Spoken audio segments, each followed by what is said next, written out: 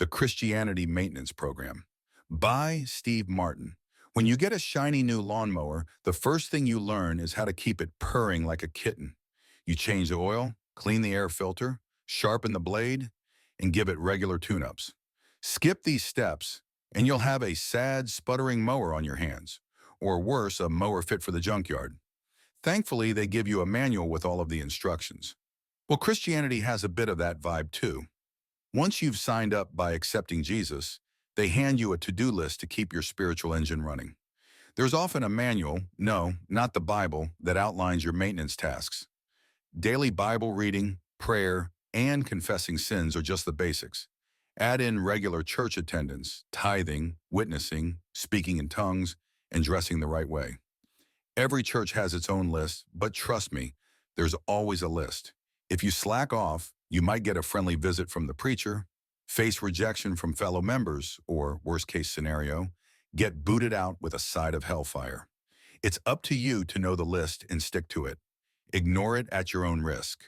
God's maintenance-free provision. But here's the good news.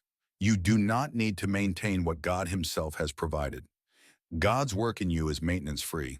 After all, you are God's work. You have no need to jump through hoops, no maintenance list to worry about. God, through Christ, has dismantled any to-do list anyone might try to impose on you. Sure, you might study, teach, and read your Bible if you want, but the key is you don't have to. As a means of maintenance, no upkeep is required. You're free. For everyone else, don't worry, it's all taken care of. They might not realize it yet, but they're busy trying to fill a God-shaped hole with all sorts of things. This is God's current design for them, so that they will eventually see that only He can fill that void. Their lists and activities just aren't cutting it. Someday God will reveal the truth to them, and they'll see that there's no list at all.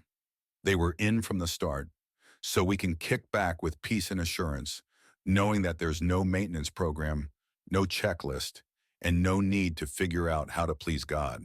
He's already very pleased with us, faults and all, because that's the way He made us.